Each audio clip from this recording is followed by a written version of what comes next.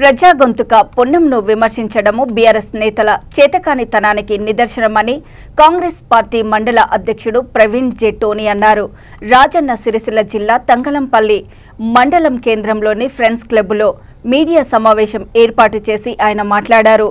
మండల కాంగ్రెస్ పార్టీ నాయకులు నూతనంగా ఏర్పడిన తెలంగాణ ప్రజాప్రభుత్వంలో ఒక బీసీ నాయకుడు, కరీంనగర్ జిల్లా ముద్దుబిడ్డ, తెలంగాణ ఉద్యమకారుడు, విద్యార్థి దశ నుండి ఉద్యమాలే ఊపిరిగా ఎల్లప్పుడూ ప్రజాక్షేత్రంలో అందుబాటులో ఉంటూ ప్రజా సమస్యలపై పోరాటం చేస్తున్న బడుగు బలహీన వర్గాల నాయకుడు, బీసీ సంక్షేమ శాఖ మంత్రి పొన్నం ప్రభాకర్ గౌడ్ అని తెలిపారు.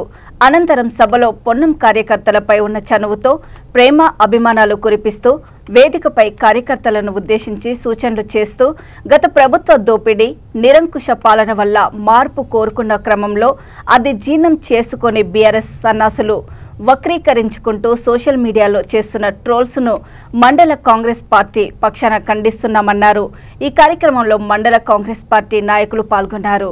అదే విధంగా చేయాలనే ఉద్దేశంతో వాళ్ళ మాటలు కనబడతా ఉంటే చాలా బాధాకరమైన అంశంగా అనిపిస్తూ ఉంది.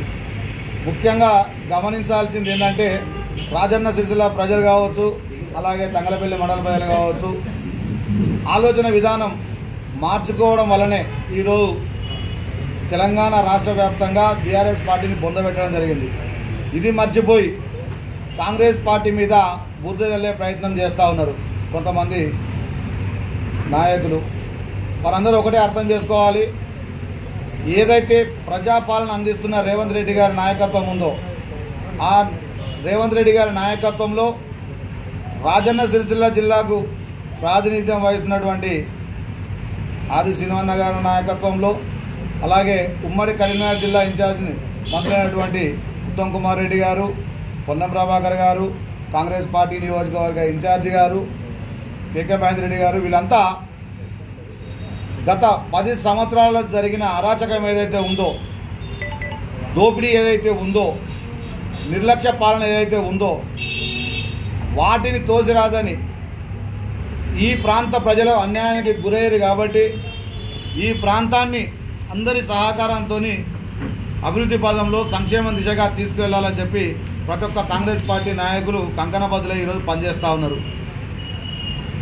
వీళ్ళు గతంలో చేసిన పరిపాలన ఏ గ్రామానికి పోయినా, ఏ గడపకు పోయినా, ఎవరిని అడిగినా వాళ్ళు చేసిన అరాచకాలు వేలల్లో చెప్తారు. ఒక్కొక్క బీఆర్ఎస్ పార్టీ కార్యకర్త ఎంత అన్యాయం చేసిరో, ఎంత బెదిరింపులకు గురి చేసిరో అని.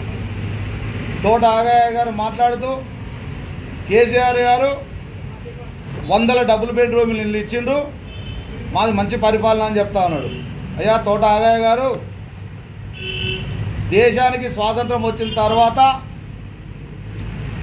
కాంగ్రెస్ పార్టీ నాయకత్వంలో దేశ పునర్నిర్మాణం జరుగుతూ ఉంటే ఇందిరమ్మ ఇళ్ల పేరు మీద ప్రతి ఒక్క గ్రామంలో ఇందిరమ్మ రాజ్యాన్ని ఏర్పాటు చేస్తూ అందరికీ, అర్హులైన వాళ్ళందరికీ ఇందిరమ్మ ఇల్లు ఇచ్చడం జరిగింది.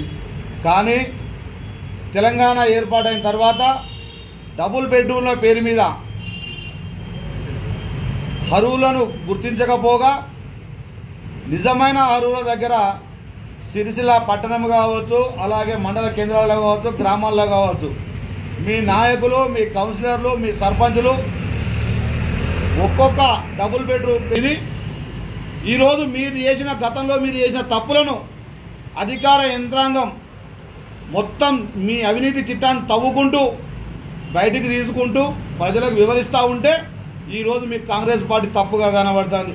ప్రజలందరూ గమనిస్తూ ఉన్నారు, మీ అంతు తప్పకుండా చూస్తారు.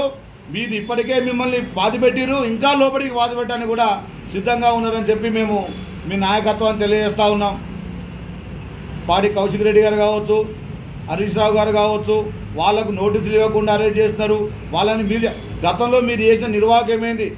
గౌరవ ముఖ్యమంత్రి రేవంత్ రెడ్డి గారు పిసిసి ప్రెసిడెంట్గా ఉన్నప్పుడు అప్పుడు మీరు చేసిన నిర్వాహకం ఏంది? మా నాయకులందరినీ ఎక్కడ పడితే అక్కడ గృహ నిర్బంధాలు చేసి అక్రమ కేసులు పెట్టిన చరిత్ర మీది, దోపిడీ చేసిన చరిత్ర మీది. ఈరోజు కేవలం మీ రాజకీయ మనుగడ కాపాడుకోవడానికి చేస్తున్న ప్రయత్నమే తప్ప కానీ ప్రజలకు మీరు ఏదైనా మంచి చేయాలనుకుంటే గ్రామాల్లో కావచ్చు, పట్టణాల్లో కావచ్చు, ఎక్కడైనా సమస్య ఉందంటే అది ప్రభుత్వాధికారుల దృష్టికి తీసుకొని పోవాలి. పైపెచ్చుగా ప్రభుత్వాధికారులే మీరు ప్రతిపక్షంలో ఉండి కూడా మేము అంత చూస్తామని బెదిరిస్తున్నామని చెప్పుకున్న చరిత్ర మీది. అటువంటిది ఈరోజు ప్రజాప్రభుత్వం ఏర్పాటు చేసిన తర్వాత ప్రతి సమస్య మీద ఉన్నతాధికారులు కావచ్చు, కాంగ్రెస్ పార్టీ నాయకత్వం కావచ్చు, ఈరోజు ప్రతి అంశం మీద ముందుకెళ్ళి ప్రతి ఒక్కరికి న్యాయం జరగాలని చెప్పి అందరూ అందుబాటులో ఉండి పనిచేస్తూ ఉన్నారు. గత 9 సంవత్సరాల కాలంలో వీరు చేసిన దోపిడీని కప్పిపుచ్చుకునే ప్రయత్నం చేస్తూ కాంగ్రెస్ పార్టీ మీద బుద్ధి ప్రయత్నం చేస్తూ ఉన్నారు. ఈరోజు మీరు చేస్తున్న అక్రమ అరెస్టులను మీరు